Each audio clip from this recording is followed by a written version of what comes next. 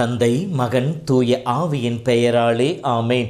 மூவொரு கடவுளுடைய அருளும் ஆசீரும் பாதுகாப்பும் வழிநடத்துதலும் உங்களோடு இருப்பதாக. பொதுக்காலம் 15வது வாரம் வியாழன் கிழமை.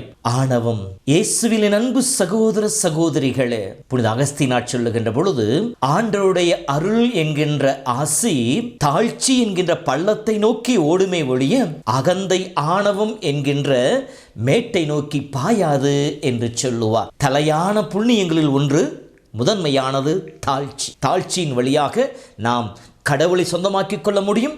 கடவுளுடைய பிள்ளைகளாக நம்மால் மாற முடியும். தாழ்ச்சியோடு இருந்ததால் அன்னை மரியாள் மானிட பெண்ணாக இருந்தவர் மாபரன் இயேசுவை சுமக்கும் பாக்கியம் பெற்று விண்ணக மன்னக அரசியாக இறைவனால் உயர்த்தப்பட்டிருக்கின்றார்.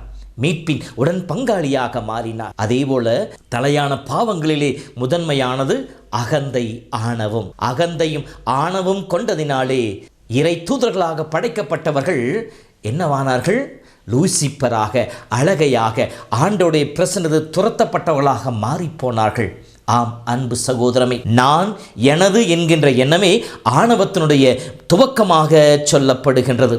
2 நிலைகளிலே கல்வி செருக்கு, செல்வச் செருக்கு, இவைதான் மனிதனை ஆணவத்தின் உச்சிக்கு கொண்டு போவதாக சொல்லப்பட்டு இருக்கின்றது. ஆம் அன்பு சகோதரமே, இந்த ஆணவத்திற்கு பல்வேறு முகங்கள் இருக்கின்றன. செருக்கு, இருமாப்பு, அகந்தை, தலகணம் என்றெல்லாம் சொல்லுவார்கள். ஒரு சிலரை பார்த்து நாம் சொல்லி இருப்போம், நம்மை பார்த்து ஒரு சிலர் சொல்லி இருப்பார்கள், காலில் நடந்துங்க, தலையில் நடக்காதீர்கள் என்று சொல்லுவார்கள். அப்படி என்றால் எல்லாம் நான் தான் என்கின்ற அந்த ஒரு மமதியிலே இருப்பது, என்னை விட ஒருவரும் இல்லை, என்னை விட தெரிந்தவர் யாரும் இல்லை என்கின்ற அந்த ஒரு ஆணவ போக்கு. இந்த ஆணவம் நம்மிலே குடிகொள்கின்ற பொழுது மற்ற அனைவரும் நம்மை விட தாழ்ந்தவர்கள் என்கின்ற எண்ணம் வரும். 2வதாக எல்லாம் என்னால் தான் செய்து முடிக்கப்பட்டது என்கின்ற உயர்வு மனப்பான்மை வரும். நான் இல்லை என்றால் எதுவுமே நடக்காது என்கின்ற அந்த மேட்டின்மையான எண்ணம் நம்மிலே குடிகொள்ள ஆரம்பிக்கும். இந்த ஆணவம் எந்த இடத்தில், எந்த இல்லத்தில், எந்த உள்ளத்தில் குடிகொள்கின்றதோ அந்த இல்லமும் அந்த உள்ளமும் தான் இருந்த நிலையிலிருந்து தாழ்ந்து போகும் என்பது நாம் அறிந்த உண்மையே. எத்தனையோ உதாரணங்களை நாம் சொல்லிக் கொண்டு போகலாம். ஆகவே இப்படி இந்த குணம் கொண்டவர்கள் தன் வாழ்க்கையை மாற்றிக்கொள்ளாவிடில், தன் வாழ்க்கையில் இருக்கின்ற நிலைகளை உணர்ந்து திருத்திக் கொள்ளாததில் அது அவர்களுக்கு பேர் அழிவாக அமைந்துவிடும்.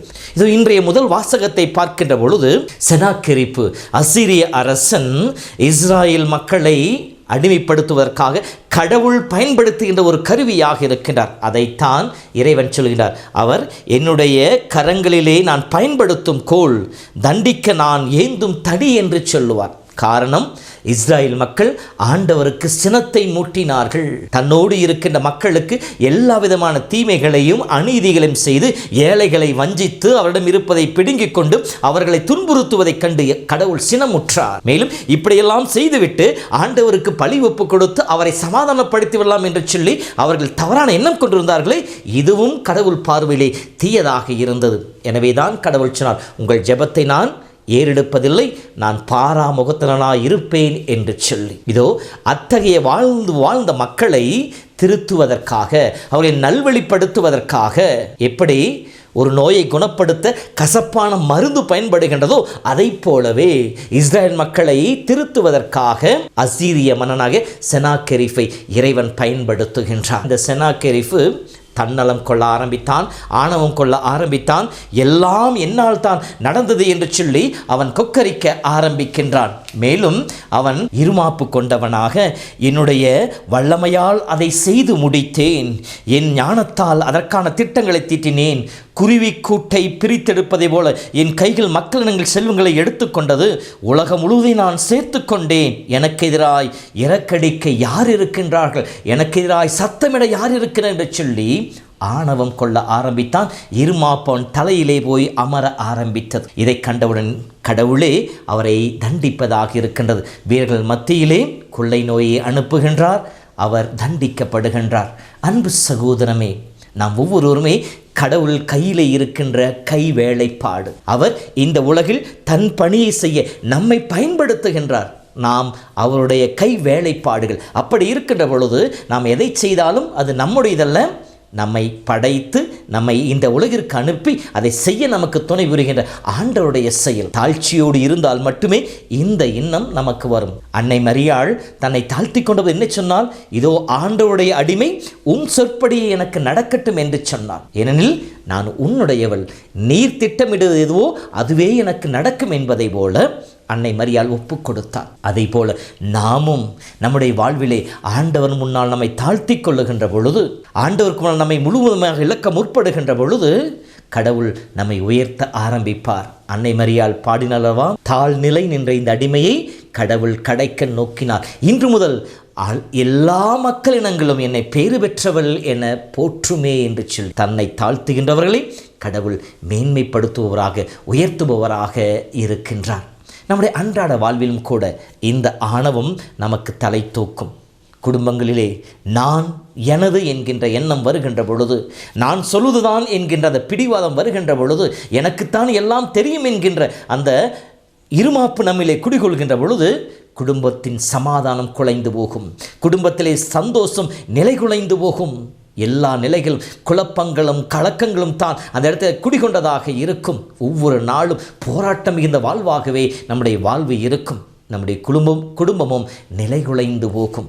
இதோ இந்த நாளிலே கடவுள் கரங்களிலே நம்மை ஒப்படைத்திருக்கின்றோம். கடவுள் நம்மை பயன்படுத்தி கொண்டிருக்கின்றார். நம் குடும்பத்திலே கணவராக, மனைவியாக, பிள்ளைகளாக, பெற்றோராக, சகோதரன் சகோதரியாக மற்றும் நாம் பணி செய்கிற இடங்களிலும் செய்கின்ற வேலையின் அடிப்படையிலே கடவுள் நம்மை பயன்படுத்தி கொண்டிருக்கின்றார். லூக்கா புத்தகம் 17:10 படிப்பதை போல, நீங்கள் அனைத்தையும் செய்து முடித்து பிற்பாடு நாங்கள் என்ன செய்து விட்டோம், நாங்கள் பயனற்ற ஊழியர்கள், எங்கள் கடமைதான் செய்தோம் என்று சொல்லி நம்மை தாழ்த்தி கொள்ளுகின்ற பொழுது கடவுள் கண்களிலே நாம் விலையேற பெற்ற மக்களாக இருப்போம், மதிப்பு மிக்கவர்களாக இருப்போம். அதை விட்டு நாம் ஆணவத்தோடு செயல்பட்டோம் எனில் அதுவே நம் வாழ்வினுடைய வீழ்ச்சிக்கு முதல் படியாக அமைந்துவிடும்.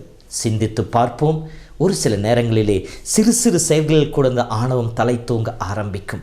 நாம் உண்கின்ற உணவிலே, சமைக்கின்ற சமையலிலே, நாம் செய்கின்ற செயல்களிலே இந்த ஆணவம் தலை தூங்க ஆரம்பிக்கும்.